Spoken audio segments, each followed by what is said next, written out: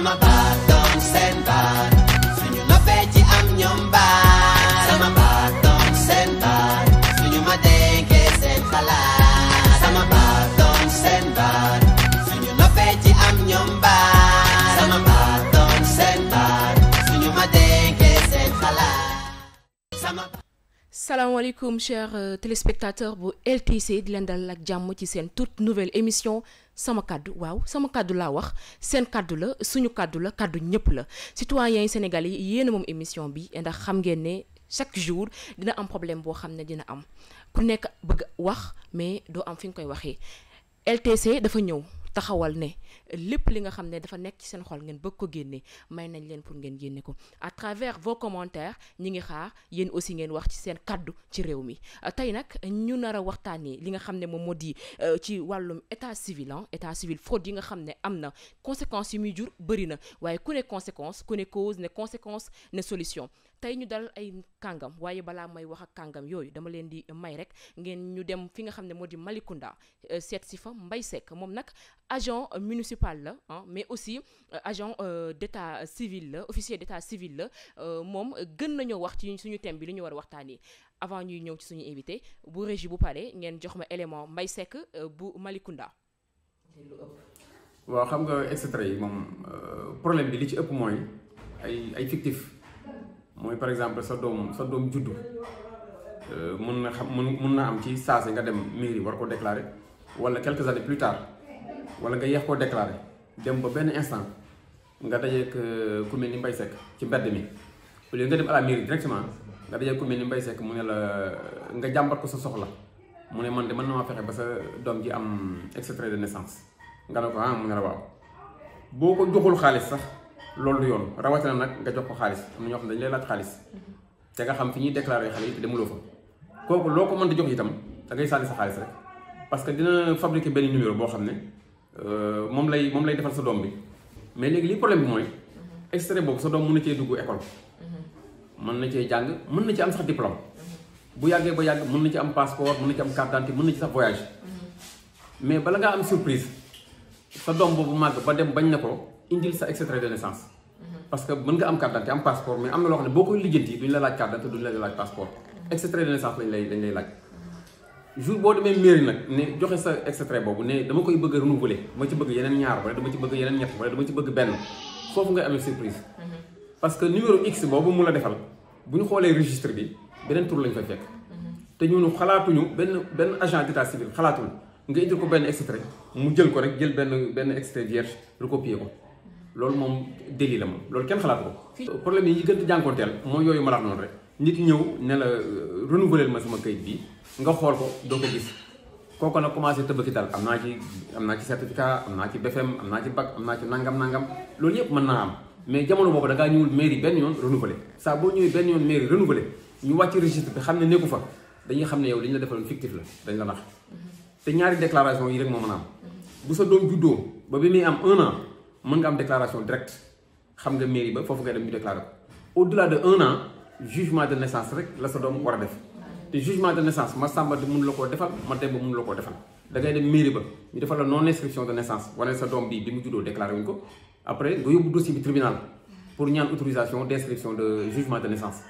président tribunal moo la koy defal après yónnee waat dossier mairie ba ñu transcrire ko ci registre gi léegi numéro bi sa doom bi di tombeel mooy doon numéro de l'année en cours. jërëjëf Mbaye Seck moom mi ngi fële nga xam ne moo di Malicounda moom wax nañu lu am solo ci li nga xam ne moo di acte de naissance yeeg fraude yi nga xam ne am na ci loolee tax nag ñu daal di dalal ñaari kàngam ñaar ñi nga xam ne macha allah ñëpp nangul nañ leen li nga xam ne moom la ñu xam seen i xam-xam kenn ki di monsieur Lamine Diop moom nag mooy chef service informatique nekk it chef de projet bu modernisation fële ci état civil bu Dakar salaamaaleykum monsieur Diop ñu bàyyi la nga nuyoo ko internet ci waaleykum salaam maa ngi lay fay di nuyu internautes yi di nuyu ñuy seetaan yëpp waaw man la Lamine Diop chef du service informatique de la ville de Dakar et en même temps responsable du projet de modernisation de l'état civil au niveau de la ville. jërëjëf monsieur Diop. de l'autre côté ñu am monsieur Alioune Fall moom tamit professeur la syndicaliste la mais aussi président Sama Chance monsieur Fall ñu ngi lay nuyu di la dalal ak jàmm ci sa plateau sama kàddu. fay nañ la Anta ñoo ngi nuyu mbokki internet yi lay seetaan maa ngi tudd Alioune Fall jóge Diourbel la question de l'état civil nekk loo xam ne lu ñu ñor la ñu am benn association bu tudd Sama Chance di ci yëngu di fexe ba nit ñi xam lan mooy état civil lan mooy njariñ bi mais également ñu am ko ci anam bu jaar yoon. am ko ci anam bu jaar yoon ci loolu la ñuy ñëwee ci li nga xam ne moom moo di ba tey ci Alioune Fall di leen fàttali rek moom seen association bi bokk na ci di jàppale xale yi ngir ku ci juddu mën a am kayit waaye it du yem ci am kayit dong say droit lépp li nga xam ne rek sa àq la sa yelleef ñu mën la ko jox ba mat sëkk donc di la féliciter aussi bu baax ci loolu monsieur Fall ñu ñëw ci monsieur Diop ñu gis na ni yow spécialiste nga ci état civil. mun nga ñëwaat tuuti rek ci lan mooy waral fraude bi di am ak responsabilité bi ñan lañ ko mën a situer. waaw Anta bon fraude à l'état civil li ko mën a waral bëri na trop li ko war a mën a waral les formes de fraude aussi bëri na trop à l'état civil. D'abord li koy waral su fekkente ni xale yi nga xam ni par exemple dañuy dugg école. am na si ñenn ñu nga xam ni du ñu déclarer seen doom naturellement duñ ko déclarer peut-être parce que xamuñu. Donc du ñu déclarer xale bi ba xale bi war a mën a dugg école. léegi nag ñu am problème au lieu ñu dem wuti jugement comme ni ko sànq officier Malicounda bi waxee. dañuy ñëw rek dajeeg benn Ablaye Ndiaye si buntu maire bi ni ko sama doom dafa war a dugg école donc mu ni ko amul problème soo ma joxee mun naa ko defaral këyit soit mu defal ko un faux jugement wala mu dugg si mairie bi xool benn numéro. bindal ko jox ko mu dem inscrire doomam continue di si jàng mun na si continuer di jàng di am ay diplôme ak tout. yeneen kaaw fraude yi mooy ay fraude yoo xam ni nit ki daf koy def pour gagner si xaalis par exemple nga ñëw nga nekk fonctionnaire nekk célibataire impôt yu bëri nga ni ñu ni la su fekkoon te da nga am ay xale yoo xam da nga leen jël en charge say impôt dina wàññeeku nga dem créer ay xale donc tu vas à l'état civil gis benn complice mu defaral la ay extrait de naissance wala ay bulletin de naissance pour ay xale yoo xam ni sax juróo leen nga jël dem déposer ko comme ça say impôt di wàññeeku. comme mën nga bëgg a dem tukki aussi amuloo ay këyit nga dem fabriquer ay këyit ñëw pour dem wut passeport pour mën a dem voyager donc forme de fraude yi ak li koy mën a waral dafa bëri trop quoi. Et c'est à tous les échelons quoi. ok voilà. C'est à tous les échelons. ni mu ko waxee am na solo. boobu côté ñu gis ni Diourbel présentement am nañu lajj ci wàllum këyit yi mun nañ ne demul dikkul. au niveau li nga xam ne moom moo di ci Diourbel monsieur Fall yow en tant que Diourbel nga jógee avant tout ñu nuyu waa Diourbel bu baax waa Diourbel ñu ngi leen di nuyu bu baax monsieur Fall. Diourbel problème yi bëri na lépp nag li ko waral muy fraude massive bi nga xam ne moom moo am conséquence ci population bi yan la. waaw ñoo ngi lay remercier ci question bu am solo la parce que ni nga ko xamee jamono jii Diourbel la ñëpp teg bët parce que dañu gis ni fraude à l'état civil bi bëri na fa li ko waral bëri na sama mbokk mi Diop daf ko wax léegi ñun Diourbel dañu nekk région boo xam ne aussi njàng dafa farataaluñ ko donc loolu bokk na ci aussi li ko waral bala ñuy dem sax ci li mu wax complice bi nga xam ne nit ñi dañ ko def nga dal ci un agent véreux mais c'est d'abord au niveau de la population de Diourbel ñun gës suñu jàngat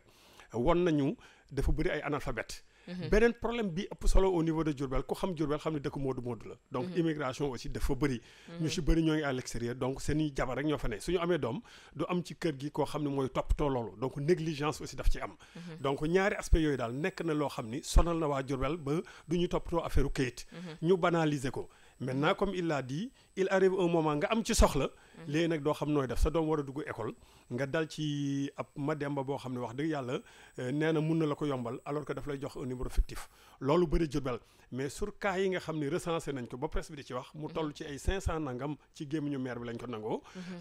5000 nangam mais am na lu ko ëpp parce que man dal na ma benn yoon moo toog ba si yàgg rek ci affaire état civil ñu ci def sensibilisation ñaari fan ñett sama koñ ma xayma fa 532 personnes yoo xam ne amuñu kayitu juddu waxuma fictif de xam nga fictif mooy mu am fraude ñoo xam ne mosuñu am xam nga loolu c'est grave. li tax mu grave mooy dañ ci def beneen jàngat au plan des schémas yi ñu def au niveau national muy nekk statistique mu nekk lépp programme yi état yi di tëral su amul la statistique bi nga xam ne moo normal du mën a def une bonne politique de développement que ce soit à la mairie de Diourbel ou bien au niveau de l'état Sénégal donc loolu man c'est un problème boo xam ne dafa am sama quartier ignorance c'est un fait boo xam ni dafa am Diourbel moo tax ñu bëri amuñu kayit maintenant fraude bi c'est kon ñun heure boo waxee affaire problème état civil rek dina wax ñaari aspect yu ko gangréné la fraude mais surtout l'analphabétisme l'ignorance des populations tax na ñun ñu am problème et beneen bi aussi moom gis naa muy yëngu ci projet bu am solo au niveau de Diourbel aussi un peu partout informatisation état civil dafa am solo niñ daan denc kayit yi mënatuñ ko denc léegi soo demee mairie Diourbel da ngay gis ni kayit yi ci ay kees lañ ko def yi ma nga daggatoo parce que am na ñoo xam ne sax amuñu problème état civil problème bi ñu am problème de reconstitution des dossiers la donc amoon na fa en réalité kayit ba amoon na fa mais dafa tawte wala dafa xotteeku wala max yi daf ko lekk moo tax ñu war ko reconstituer donc daal problème Diourbel bi c'est multiple donc li ñuy wax yaramu mag la foo laal ma ngay metti donc Diourbel jàngoro jàng fay law jàngoro jàng fay law monsieur Diop ndax wax na ko muy modernisation mu nekk li nga xam ne ni instant bi gis nañu moom moo nekk ci lamine ñu bëri modernisation boobu yow nga nekk chef de projet bi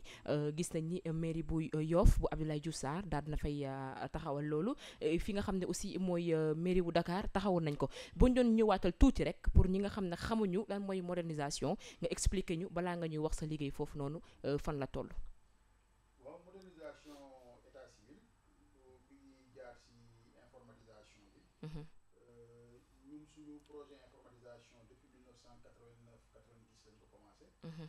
donc ñun ñoo njëkkoon nekk mairie bi njëkk a informatiser Sénégal ak Rufisque. si lañu bokk. donc on avait un projet financé par l'ACDI, la coopération canadienne. Donc avec ce logiciel-là, on avait recruté des opérateurs de saisie, une centaine, qui travaillaient 24 heures sur 24 et qui nous ont permis de saisir les données de 1900 jusqu'en 93-94. Si la ñu saisiroon naissance yëpp ak une partie des décès. Donc logiciel boobu la ñu continuer ba 99. 2000 bi amee problème mu bug de l'an 2000 le maire Feu Mamadou Diop moom moo nekkoon vice-président association internationale des maires francophones mu ne ñu léegi waa AMF d'accord nañu pour financer ñu pour ñu defaraat beneen logiciel ñu financer ñu aussi pour ñu amaat centre d'état civil bu bees. Donc si la ñu migré jógee si logiciel u ACDI boobu ñëw si logiciel bi ñu yore nii actuellement muy logiciel bi ñu wax logiciel AMF. Donc si la ñu continuer balancer si données yi continuer def saisie ba actuellement nii moom la ñuy utiliser fii à Dakar dans 15 centres d'état civil au niveau des communes de la ville de Dakar et on l'utilise aussi à Kaolack au centre principal de Kaolack et au centre principal de Ziguinchor. On l'avait installé aussi à Thiès et à Saint-Louis, mais Thiès et Saint-Louis ne fonctionnent plus. Mais Ziguinchor, Kaolack, Dakar, centre principal de Dakar, plus la quinzaine de centres au niveau des communes fonctionnent toujours avec le même logiciel. Donc li ñu si jublu woon moo doon sécuriser données yi surtout. Parce qu'on avait constaté qu'il y avait beaucoup de fraude au niveau de l'état civil. Qui était dû au fait que l'état civil était mal tenu. L'état civil était mal tenu par manque de formation des acteurs même de l'état civil, des agents d'état civil et même des officiers d'état civil. Parce que fii amul école buy former si état civil. Donc mën nga dugg état civil def fa 30 ans doo mus def formation fi ngay former rek mooy sur le tas ñu jàngal la nu ñuy remplir extrait nu ñuy remplir registre nu ñuy remplir bulletin. Alors que état civil c'est beaucoup plus large que ça. Donc loolu lañu si jublu woon registres yi dañu doon constater que ni les officiers d'état civil doonuñu woon clôturer registres yi alors que dans le code il est dit que le 31 décembre dañu war a clôturer les registres feuilles yi nga xam dafa des volets yi nga xam ne dafa des dañ ko war a bâtonner pour kenn bañ ko utiliser mais duñ koy clôturer dañ koy bàyyi noonu comme ça bu ñu amee ay cas si lañ koy yokk registre bi di étendre da ngay gis benn année par exemple le 31 décembre centre boo xam ni daawul jël lu mat 5 déclarations par jour nga dem le 31 décembre nga gis fa 50 déclarations donc yooyu yëpp c'est des fausses déclarations donc avec l'informatisation le 31 décembre pile le registre est clôturé donc on ne peut plus rajouter des actes et ça permet aussi de conserver comme l'a dit mon ami sur la conservation il y a beaucoup de problèmes beaucoup de gens qui ont des problèmes d'état civil c'est dû à des problèmes de conservation Diourbel mi ngi wax que ni registres yi dañu nekk ci ay caisse même fii à Dakar da ngay dem ci yenn centre yoo xam registres yi ay saaku lañ ko defal ay saaku ceeb la ñuy jël rokkas ci yenn feuilles yi nga xam da nga koy for ñëw dajale dugal ci biir quoi. donc c'est des gens yoo xam ne am nañu këyit déclaré nañ leen. mais du ñu mun a am parce que registre bi dafa xotteeku donc il faut que ñu defaat ay procédures pour nous reconstituer ces registres là. et dans tous les centres yi nga xam ne c'est pas encore informatisé man je pense que le préalable mooy d'abord ñu toppatoo conservation boobu. jéem a récupérer les registres yi nga xam ne dañu détérioré ba pare avant de penser maintenant à l'informatisation et su ñu defee informatisation aussi. ñu sécuriser informatisation boobu parce que am na fi ay centres yoo xam ne am na informatisation mais terewul mi ngi am fraude parce que daf si am ay failles yoo xam ne day am si logiciel bi. day dem ba agent yi dañ koy xam finalement di jaar foofu pour mën a frauder quoi. mais monsieur Diop aussi vite registre sur l'archivage bi aussi est-ce que nekkul li nga xam ne moo gën a créer problème bi vide juridique sur informatisation non archivage pour archivage non sur l'archivage il y a pas de vide juridique en réalité parce que les registres dañ leen war a conserver au moins pendant 100 ans les registres d'état civil mais comme c'est des registres format papier te qualité papier bi dafay des parce que ñun papier bi ñuy utiliser souvent grammage bi duñ ko respecter bien que am na loi boo xam ni day wax ci grammage bi ak format wu papier bi mais souvent ñi di commander luy les registres là parce que maire bu nekk yow yaay dem commander sa ay registres souvent imprimeur bi ñu koy commander mun na ci bañ a def qualité bi ci war ce qui fait que registre bi da ngay gis ay registres yoo xam ni ay registres 2005 yoo xam ni détérioré nañ yàqu nañ déjà. mais aussi est-ce que am na ay archivistes ñi nga xam ne tamit dañoo jàng loolu. parce que aussi xam nga dañuy wax ne ci biir mairie yi. da ngay gis poste politique lay doon. da ngay gis ànd ak Ndiaye Diop Fallou sama tonton Diop. loolu dëgg la dem jox ko nijaayam. donc voilà en fait donc problème boobu aussi dafa mel ni posé wu na foofu le statut des agents d'état civil ak des officiers d'état civil benn maire day ñëw falu jël benn xaritu adjoint boo xam ni musul liggéey état civil mu jël ko ni ko yow yaay officier délégué bi kooku di ñëw di signer rek du xam dara ci état civil kayit bu ñu ko jox mu signer ko les agents aussi da ngay ñëw ngi indaale sa personnel politique boo fa jógee après kooku dàq leen ñeneen ñëw ce qui fait que agent bi du fixe du am temps wu comprendre sax état civil après ñu jëlewaat ko loolu c'est un problème à régler le statut des agents et des officiers de l'état civil non seulement il faut que ñu am statut boo xam ni c'est stable mais aussi il faut qu'il soit bien rémunéré parce que un agent boo xam ni da nga koy fay moins de 100 000 francs kenn ñëw pour soxla benn kayit mu jaral ko mu jëkkati 100 000 francs wala 150 000 francs ni ko defaral ma tel kayit kooku bu gorewul trop day jël xaalis boobu loolu aussi day tax agent yi neex a corrompre quoi doy na waar alors donc di leen fàttali ba tey rek yéen a ngi ci seen biir émission sama kaddu ñu waxtaanee sujet bu am solo di extrait de naissance yi ak acte de naissance yi nga xam ne dañ koy fraude mu mun a yàqal ñu bëri ndax am na si ñoo xam ne sax dem nañ ba nga xam ni warul dañu am concours bu ñu war a def déposer ñu ne leen non yéen ay non inscrit ngeen mu indi woon coow lu bëri nga naan non ci la amee BFM ci la amee bac alors que voilà gis nga li nga xam ne moom moo fi xew moom la ñu monsieur Diop doon ñu gën a expliquer monsieur Diop pour ne pas te couper même si anecdote si loolu nga wax noonu man fekke naa si benn centre d'état civil ku ñëw présenté wu mu ni médecin la c'est un docteur jàng na ba soutenir bañ jox ko diplôme am mu ñëw di wut si extrait ñu dem ubbi registre bi xool ñu ni ko yow sa acte bi fictif la mais il n'en revenait pas mu leen man docteur la këyit yi si laa jàngee si laa am sama bac si laa def sama doctorat et tout et malheureusement bi ñu xoolee si registre bi on a trouvé que ni numéro bi c'est un numéro bu ñu ko attribué boo xam ne nekkul si registre bi doy na waar en tout cas doy na waar ci loolu it nag sax Diourbel ñoom it ñi ngi jooy ndax gis nañ ni surtout élèves yi ñuy jàng gis nañ sur 983 élèves 69 yi nga xam dañ doon waroon def bac loolu moo leen dal yéen en tant que di nga nekk association lan ngeen yan taxawaay ngeen taxaw présentement pour jàppale ñooñu nga xam ne ni lii dal na leen waaw ci loolu aussi dañuy féliciter le comportement de l'autorité parce que aussi bii loolu amee préfet yëg ko il a fait une médiation mu woo le procureur woo également les élèves le collectif des élèves ils ont essayé de trouver une solution ba finalement ñu wutal leen ay audience diligenté ko avant-hier rek am naa ci benn boy j'ai trouvé beaucoup de personnes au niveau du tribunal ñooñu ñoo ngi koy diligenté chaque fois que audience am ñu jàllale ci le plus grand nombre pour que mu réglé wu maintenant li des mooy yeneen population yi nga xam ne dañu nekk ci yeneen difficultés yi donc ñooñu ñoo def ñun en tant qu'association Au niveau de Diourbel, nous avons un collectif qu'on a monté temps yi. Il y a une association qui s'appelle Diourbel Day Dem. Donc moo ñu parrainé ak sama association Sama Chance Diourbel lu jot na ak la fédération des femmes FAPS. Et également il y a une autre association qui s'appelle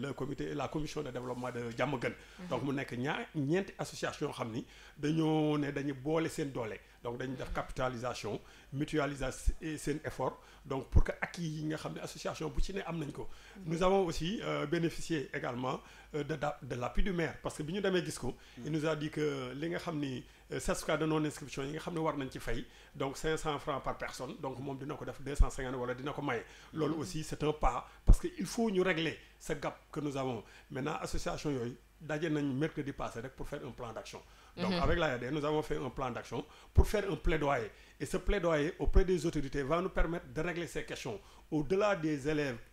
yi nga xam ne dañu am problème état civil population Diourbel yi nga xam ne dañu am problème këyit dañuy dem au niveau des quartiers. su ñu demee ci quartiers yi. jox nañ ay registres ñoo ngi imprimer ay registres benn format. pas ay registres yu officiels. mais chaque délégué de quartier recensé nañ Diourbel 53 délégués de quartier. Nous avons pris le numéro de téléphone. Okay. Donc il y a que 4 grands quartiers mais sous délégués yi lépp soo ko boolee mooy toll ci 53 ku ci ne jël nañ sa numéro convoqué nañ leen une rencontre boo xam ne dañ koy def à la mairie de Diourbel pour d'abord les former pour nan la ñuy defee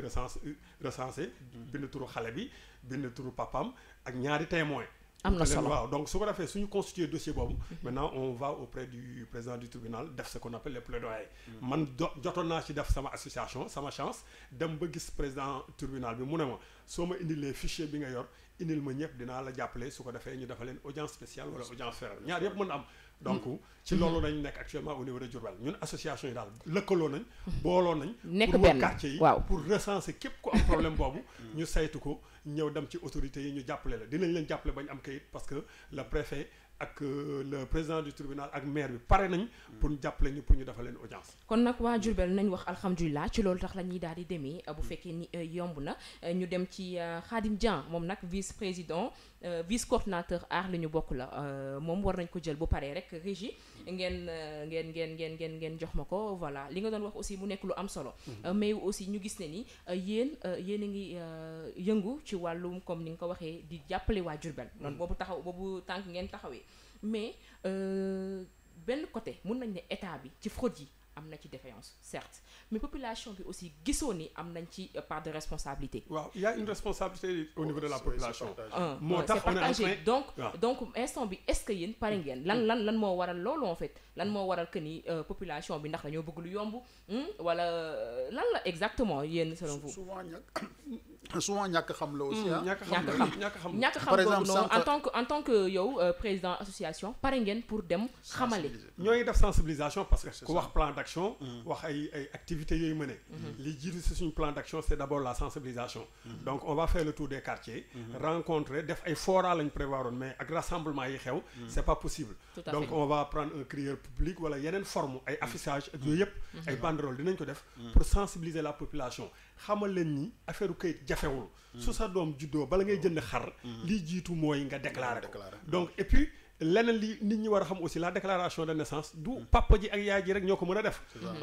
un ascendant direct mun na ko def le chef de quartier mun na ko def matrone bi mun na ko def sage-femme bi mun na ko def donc il y a beaucoup de personnes de personnalités yoo xam ne mun nañ def déclaration de naissance nga xam ne xale bi du am jafe-jafe bay egg sax ci jugement donc loolu aussi une sensibilisation meneen aussi li xew Diourbel mooy nit ñi dañu ragal nag dem tribunal ñi nga xam ne amuñu këyit moi j'ai vu des gens yoo xam ne wutal nañ leen certificat de non inscription pour que ñu wut ay témoins ñu dem tribunal nga xam ne da ngay ñëw rek ñu déglu la yaa jur diw ban at la juddu yaay baayam yaayam et cetera ñu may la këyit ñu ne duñ dem. lan moo tax duñ dem. non ils ont peur de l'autorité judiciaire. donc tribunal moom du barab boo xam ne nit ñi ko ñeme bëri na. mais aussi est-ce que tamit kon loolu tamit nekkul li nga xam ne war ngeen ci liggéey. sensibiliser leen wala leen ne ñooñu yéen lañ fi nekkal aussi. parce que bu fekkee ni dañuy daw problème dafay am.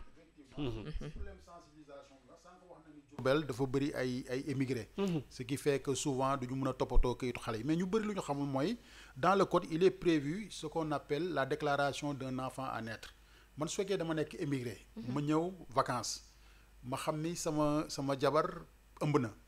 avant may dem mun naa dem si officier d'état civil bi ma ne ko monsieur l'officier man de sama jabar mi ngi fii dama war a ñibbi mais dafa ëmb dama bëgg ko déclarer xale bi su juddoo man maay papaam bu boobaa officier d'état civil bi day jëf déclaration d'enfant à naître. mu def ci turam ni Ablaye Ndiaye mii kat nee la tel jabaram nee na tel déclaré ne que ni jabaram dafa ëmb moom mooy papay xale bi donc bis bu juddoo dina ko ñëw yaay ji mën na ko ñëw déclaré. mu defaral ko volet 1 bi jël volet 1 boobu bàyyi ko ak jabaram moom mu dem tukki. bis bu jabaram muccee day ñëw ak volet 1 boobu rek ak certificat de naissance bi mu ñëw si officier d'état civil bi ni ko na may déclaré sama doom. boobaa dañ koy déclaré comme enfant légitime du nekk enfant naturel. mais ci loolu am na lu ñuy toog di xaar naan dañuy xaar ba papa ji ñëwaat. ñuy dem di ko wutal jugement ak affaire yooyu. li ma ci bëgg a yokk mooy au niveau de Diourbel benn centre principal la ñu am donc il faut ñu créer ay centres secondaires. loolu aussi dina tax affaire bi yomb. il faut que aussi au niveau des hôpitaux. comme mu ay am centre d'état civil. donc yooyu suñ ko defee. dina yomb maanaam ñu nan lañ koy wax administration ñu rapproché ko de la population. fexe ba ci dëkk yi ci quartier yi. mu am ay centre d'état civil secondaire. su ko defee affaire yi dina gën a yomb. dina gën a yomb comme ni ngeen ko waxee donc voilà li nga ko waxoon sax li ñu war a xam série li ñu war a xam boo leen ko xoolee sur LTC di ngeen gis nan la ñuy déclarer sa doom acte de naissance aussi nan ngay def pour am ko extrait lépp li nga xam ne rek bëgg nga ko xam même ba ci carte d'identité boo leen ko bëggee xam nan lañ koy defee pour am ko boo leen duggee rek ci suñu plateforme LTC. ngeen wàcc ci suuf di ngeen gis série li ñu war a xam mu nekk lu am solo monsieur Fall comme ni nga ko waxee yéen en tant que des associations yéen a ngi taxaw pour jàppale waa Diourbel mais man fi may gën a taxawee mooy lan moo tax ñu ragal ne dañuy dem ci fa mbax ne doonee benn lan moo tax ndax ñoom c'est culturel waaw mais aussi yéen seen association balaa ngeen def dara est-ce que warul ngeen wàcc sur le terrain dem si ñoom wax leen parce que aussi loolu dañuy génne benn bu problème amee bu gën a pire loolu aussi donc voilà dafa mel dañ koy nëppal te loolu moo nekk ci àddina bi nëppal moo yàq lu bëri parce que fraude yi nga xam ne ni moom ngeen gis aussi nëppal bi bokk na ci li nga xam ne moo tax mu gën a avancé waaw mais comme ni nga ko waxee sensibilisation rek moo mën a dindi parce que loolu de c'est ancré dans leur mentalité dañu ragal fi mbaxana doone benn donc dafa am ay croyances yoo xam ni milieu bu ne ak ñoom daal loo ci wax leen day toj seen gàllaay waaw dafa bëri maanaam ñemewuñu ñi fa nekk donc dañu foog ni soo fa demee dañ lay jàpp wala ceci extra ñemewuñ ko mais li ci am solo daal avec la sensibilisation bi nga xam ne association yi nar nañ ko def commencé nañ ko sax donc jàpp naa ni mun na changer gis-gis bi nga xam ne moom nit ñi am par rapport ak tribunal gis-gis bi ñu am aussi par rapport ak këyit parce que war nañu xam ni këyit moom ñett yi dafa important ci nit c'est këyitu juddu certificat de mariage certificat de décès macha allah dafa am solo ci nit donc voilà bu màggee ñu déclaré la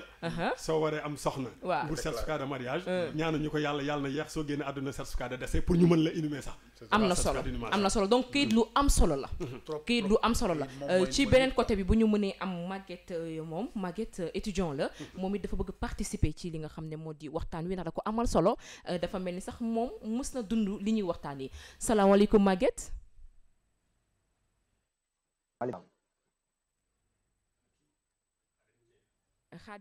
Khadim Dieng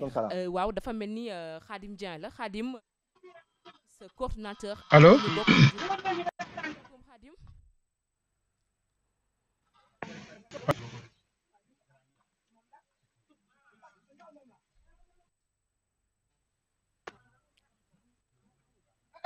Khadim ak Maguette ñoom ñaan ñëpp a ngi nii donc pour vous dire rek que ni émission bi yéen a ko moom sama kàddu la yéen ñëpp bokk ngeen ci kii mooy Maguette ab étudiant la salaamaaleykum Maguette. waaleykum salaam. Maguette boo yokkee tuuti kàddu gi dinañu neex lool ngir sa kàddu dafa am solo. waaleykum salaam. allo. allo waaw. Maguette yaa ngi ñuy dégg. waaw maa lay dégg waaw. Maguette ginnaaw bi ñu la nuyoo dégg nga waxtaan wi ñuy waxtaan ci li nga xam ne moo di fraude yi am yow dafa mel ni mës nga koo dund Maguette bu fekkee ni am na lan nga ñu ciy wax. waaw maa lay nuyu di nuyu waa plateau bi ñëpp. yéen a ngi may dégg. ñu ngi lay dégg bu baax Maguette. waa dama demoon état civil bu Diourbel. léegi di wut extrait moins de 3 mois léegi bi ma demee yóbbu sama extrait original di wut moins de 3 mois après si lañ ma wax ne ma sa numéro registre bi nii baaxul nekku fi te extrait bi si laa defee examen si laa amee bac si laa amee carte d'identité léegi bi ma yóbbu original bi ma dem ñu ne ma sa extrait bii nii mënatoo si am extrait te sa carte d'identité bi aussi tamit dootul valable dañ koy annuler léegi ñu ne ma extrait bii nii il faut ñu annuler ko sinon mënatoo am benn extrait loolu lañ ma wax léegi après si laa dem laajte ñi ma war a laaj ñëpp ma expliqué leen cas bi ba xam annulation boobu noonu du ma indi benn risque puisque ci la am ba am ci carte d'identité léegi ma dox loolu lépp dem naa ba 2 jours 3 jours ñemewuma annulé parce que maa ngi doon xalaat ay risque ba xam duma indil benn problème ak office du bac wala aussi duma si am benn problème ak sama diplôme bi.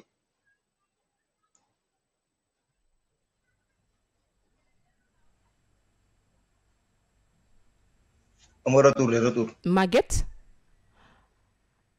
Maguette dafa mel ni suñu déggante bee neexul Maguette oui allo waaw Maguette dama lay laaj rek fan nga mujj affaire bi ba réglé wu na wala waaw dama mujjee def annulation boobu noonu léegi parce que dañ ne ma boo ko annulé wu dootoo mën a am benn extrait léegi il faut nga annulé après c'est la fay 1000 francs état civil ñu bindal ma non existence après bi ñu ma ko bindalee ma topp parcours boobu noonu dem tribunal déposé ko fa léegi ma ko déposé après si lañ def annulation bi après si laa daggaale benn quittance bu 8000 francs waaw di topp affaire yi ba am audience léegi def naa sama audience ba pare mercredi passé mais ba tey ni may wax ak yow nii jotaguma sama papier damaa ngi nii damaa war a jàngi ba Ziguinchor jotaguma sax benn papier te damaa war a déposer waat carte d'identité aussi damaa war a déposer waat carte d'identité. monsieur Lamine Diop dina ci indi ay leeral bu ci kanamee lu tuuti rek incha allah mun nga continuer di seetaan ba tey ñu ngi lay jaajëfal bu baax Maguette. jaajëf. donc voilà le temps que rek ñuy jël Khadim monsieur Diop ci gàttal rek. allo dellu si maire Diourbel bi ñu ko këyit bi nga extrait bi nga yore nii numéro bi baaxul te nee na moom original la. moo original par rapport ak lan aussi parce que su fekkente ni déclaration bu normal lañ ko defal moom numéro boobu moom mooy borom maintenant numéro bi mën na changer parce que souvent ce qui se passe dans les archives là souvent da ngay gis agent bu ñëw mu gis que bi ñuy numéroté registre bi dañu def 1 2 3 4 dem ba 10 ñu def 20. donc sauter de 10 jusqu'à 20 au lieu mu bàyyi ko noonu moom mu ñëw mu ni day renuméroté waat registre bi. alors que fekk ñooñu délivré nañ leen ci extrait ba pare donc boo ñëwaatee di wutaat extrait fekk mu renuméroté registre bi ci ginnaaw sa numéro day changé te nit ki su numéro am changé rek nit ki ci boppam day mel dafa changé parce que ku nekk da nga am lu ñuy wax un NIN un numéro d'identification nationale numéro boobu benn code la boo xam ni ay chiffres moo ko composé premier chiffre bi mooy sexe bi 1 mooy ñu góor ñi 2 mooy ñu jigéen ñi 3 caractères yi ci tegu mooy code centre d'état civil bi par exemple su fekkee centre principal bu Dakar 751 nekk après ñu teg ci 4 caractères yoo xam ne année de déclaration bi la après lenn ci tegu moom mooy sa numéro acte de extrait de naissance. léegi numéro boobu su fekkee dafa changé yow dafa mel ni da nga changé benn nit dangay mel ni da nga nekk beneen nit moom par exemple suñ ko defalee jugement d'annulation bu demee di wut carte d'identité beneen numéro d'identification nationale lay am. parce que dootul mun a amaat même numéro d'identification bi. par exemple su fekkee carte d'identité moom mi ngi juddu par exemple année 2000. su fekkee année 2000 la juddu. kotu numéro d'identification am day nekk 1 ak kotu centre Diourbel bi ba pare nekk 2021 au lieu de 2000. d'accord bu boobaa moom kotam dafa changer complètement léegi. loolu mooy problème mu annulation bi. donc dina demaat wut carte d'identité dina wutuwaat extrait d'abord copie littérale mu dem ñu defal ko annulation bi mu defaat beneen carte d'identité defaraat beneen passeport ak yooyu yëpp heureusement nag du laal ay diplôme su fekkente ni changé wul date de naissance am quoi. d'accord donc loolu moo si peut-être avantage donc loolu laa bëggoon leeral ce qu'il appelle original mooy maanaam dafa amoon extrait xam nga mun nga defal lu ñaari extrait effectivement donc loolu lay wax original maintenant yow xam nga problème état civil Diourbel li fa xew bi mu ñëwaatee bëggaat bu bees donc lañ xool avec le procureur bu bees bi fa nekk il a demandé que bu njëkk da ngay indi extrait wala photocopie ñu bindal la mais maintenant il faut ñu jëli registre bi wax pour éviter la fraude le procureur a demandé bala ñu lay établir un extrait nañu génn ji registre bi am na solo waaw am na solo donc léegi dañuy jëli Khadim Dieng moom it mi ngi en ligne bu fekkee ni mi ngi ñuy dégg wala Maguette fi nekk ba tey Xadim wala Maguette rek ku ci ñëw baax na. Maguette. oui. Maguette dégg nga bu baax li nga xam ne ni moom la monsieur Diop wax. oui dégg naa ko waaw. mais li ma ko bëggoon laaj mooy est-ce que moom dañ ko defal doon déclaration normale wala dafa wutoon jugement. Maguette. dama defaloon jugement. jugement bi fan nga ko defaree woon ci mairie ba. waaw bu Diourbel. voilà xam nga jugement moom mairie mënul defar jugement amul agent d'état civil bu la mun defal jugement tribunal rek moo la mun defal jugement mairie état civil lu mu lay jox mooy certificat non inscription te certificat non inscription pour ñu jox la ko da ngay indi duplicata wu certificat de naissance bi wala certificat d'accouchement bi nga dem nga def requête nga dem tribunal ñu defaral le jugement donc le juge rek moo mën a defar jugement agent d'état civil bu la wax dama lay defar jugement daf lay nax. solution bi présentement donc pour Maguette moom solution mooy mu demaat wut jugement su defee jugement ba am actam ba pare mu wut jugement d'annulation. comme ça ñu annuleel ko carte d'identité mu demaat déposer am carte d'identité bu bees. jërëjëf am na solo Maguette. ñu ngi lay jaajëfal dégg nga li nga xam ne moom le professeur wax ak li nga xam ne moom le monsieur Diop wax aussi. donc da ngay daal di démarrer rek ah jéem a utaat beneen jugement ah. loolu ngay jéem a utaat yaakaar ah. waa nekk ci rek dina baax incha allah. incha allah maa ci procédure baax na jërëjëf. alors ñu ñëw ci solution yi gis ngeen problème baa ngi nii taxaw na solution nag du ñàkk ndax buñ ne cause ne conséquence dinañ ne solution. yéen en tant que des associations yenn solution ngeen taxaw. première des solutions mooy sensibilisation. loolu moom rek moo ko mën a régler. maintenant aussi comme ni ñu waxee sensibilisation c'est à long terme. parce que ñun bu ñu defee suñu diagnostic. ba recenser cas yooyu on a vu que loolu moom mën nañ ko régler loolu la ñuy wax audience foraine cas yi nga xam ne dañ ko recenser. nga xam ni ñoom amuñu kayit dañ leen di wóojal audience. maintenant ñi nga xam ni dañu war a juddu wala ñi nga xam ne dañu war a célébrer beneen cérémonie il faut ñu xamal waajur yi su lii ak lii amee nii lañ war a def. donc moo tax ñu def plan d'action boo xam ne dañ ko def jusqu'en 2024. ñu ne fii ak 3 ans jàpp nañ ni kenn dutul am problème état civil ci Diourbel. donc dans le long terme suñu continuer sensibilisation bi ñuy def di def ay audience foraine parce que audience foraine aussi dafa am certainement monsieur Diop dina ci ñëw dafa am aussi ay jafe-jafe. on le fait pour régler un cas mais ñëpp ñi xam état civil wax nañ ni du moom mooy régler affaire yi parce que dafa am ñoo xam ni dañuy judd di judduwaat donc c'est un autre problème aussi boo xam ni nit ñi dañ naan des fois dafa yokk problème maintenant li gën daal mooy une sensibilisation accrue di dem ci nit ñi di wax ak ñoom di leen jàppale que ku judd ñu déclarer ba pare comme ni ma ko waxee woon Diourbel nga xam ne benn centre principal lañ am mu am ay centre secondaire genre décentralisation loolu suñ ko defee yombal nit ñi ñu am kayit su ko defee ko sa doom juddu nga déclaré ko soo ko def chef de quartier bi def ko waaw loolu moom am na solo donc voilà monsieur Diop yow it nga daal di am benn logiciel moo tudd EasyGec nekk gestion facile de l'état civil yow lan nga yaakaar ne mën na ko apporter ci problème bi nga xam ne ni moom moo posé présentement ci affaire état civil waaw mun na indi d'abord régler problème sécurisation bi problème mu conservation bi ak la qualité du service donc au lieu ngay ñëw ci benn centre nga soxla extrait ñëw déposer ñun la ñëwal semaine prochaine wala ñëwal dans 10 jours ngay jaabanteeg yooyu yëpp su fekkente ni dañu informatiser loolu yëpp dootul amati su fekkee dañu informatiser surtout ak logiciel bi EasyGec bi logiciel bi dafa am lu ñuy wax benn module phonétique parce que à l'état civil souvent aussi dañuy niveau agent yi day xaw a kii tuuti quoi du nekk souvent parce que avant état civil purgatoire la woon soo gisee benn agent boo xam ne il est fautif souvent dañuy jël ñu ni ko pour ñu punir ko dañ koy yóbbu état civil donc ce qui fait que souvent pour bind yenn tur yi sax day nekk yenn problème donc ak logiciel bi par exemple koo xam ne Sidi la tudd su fekkee man xaw ma nan la ñuy bindee Sidi même su ma tàppee CYDY logiciel bi moom dafa am benn fonction phonétique boo xam ne day rechercher tous les noms qui sonnent Sidi donc mu répertorier ñi nga xam seen nom day sonné Sidi yëpp après mu affiché ko après mu xool laaj turu papaam wala turu yaayam comme ça nga jénne ko parce que même pour les audiences foraines souvent da ngay gis benn xale boo xam day ñëw ni man ni dama bëgg jugement parce que dem naa mairie ñun gisuma sama kayit parce que loolu on l'a constaté à Diourbel bi ñu fa installé logiciel bi ils ont vu que beaucoup de personnes yoo xam dañu woon amuñu acte bi ñu informatisé dañu ñëw tapé seen tur rek ñu gis que ni déclaré woon nañ ñu leen donc lii jarul ngeen di wut jugement seen tur mi ngi si réussi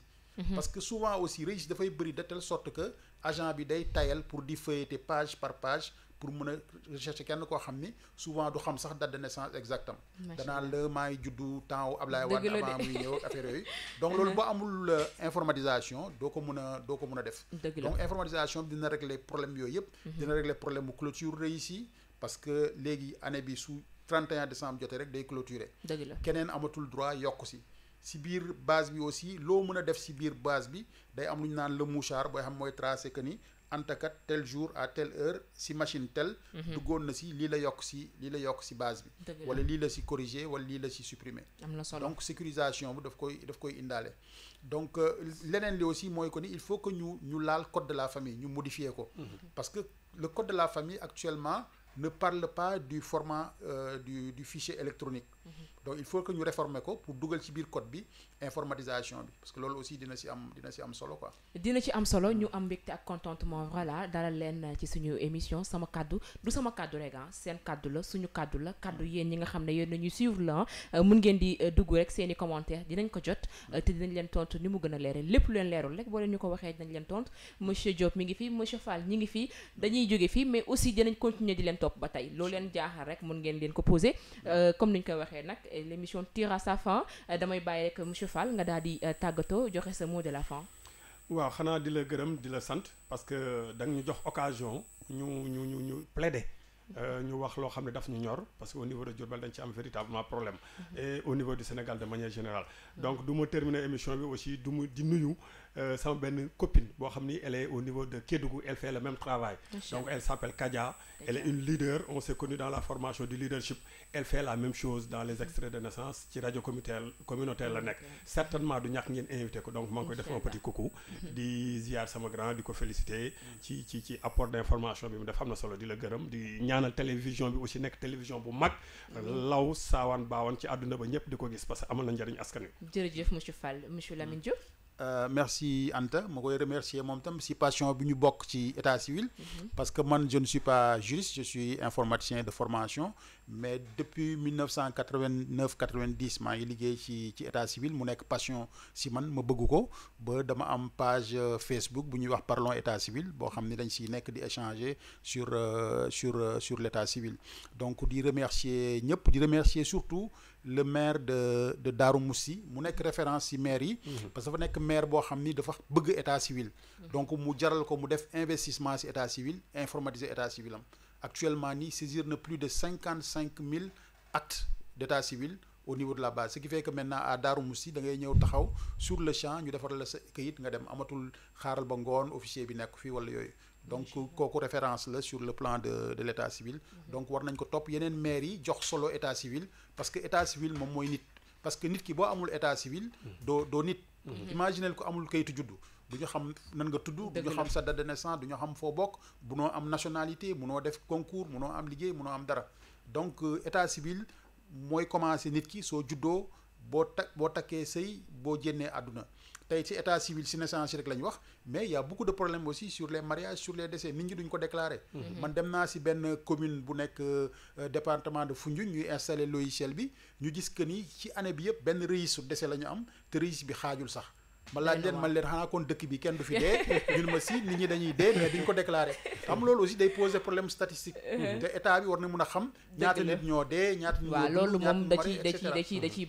ciy baax donc yow it ñu ngi lay remercier bu baax di remercier bu baax aussi ki nga xam ne moo di monsieur Aline Fall voilà di leen am contentement rek di leen dalal ci suñu plateau di remercier aussi Maguette étudiant bi nga xam ne duggoon na Khadim Dian di coordinateur art lu ñu bokk bu Diourbel bëggoon na dugg mais malheureusement mujjul dugg mais am na pour mën a dugg ci commentaire yi waxtaan ak ñi nga xam ne moo di professeur ak monsieur Diop di leen jaajëfal yéen ñi nga xam ne yéen a toogoon di ñu teewlu ci la LTC la télé citoyenne waaye comme ni ma koy waxee rek ci ginnaaw am na ñi nga xam ne ñoom ñoo fi nekk ku ci mel ni ci côté caméra Amadou le Mr Diop voilà maa ngi koy nuyu le grand régisseur aussi Latir Ndoye suñu boss maa ngi koy nuyu bu baax di Aliou Sané Maymouna sama doom sama boss sama xarit sama lépp nee naa ko man maa ko bëgg macha allah donc Ndiaye Diatta ñu ngi lay nuyu bu baax a baax chef d'édition Khafor voilà Khafor moom voilà l'infatigable Khafor loolu laa ko tuddee macha allah du début à la fin moo ci nekk di ci jóg ak daanu voilà donc di ko remercier bu baax Aïcha Ndiaye aussi la battante ñu ngi lay remercier bu baax di remercier ñëpp di leen remercier waat encore une fois yéen téléspectateurs di leen remercier di leen jox rendez-vous très prochainement ci seen beneen numéro sama kaddu d'ici là prenez bien soin de vous jërë ngeen jëf doon seen baat suñu noppee ci am ñoom baat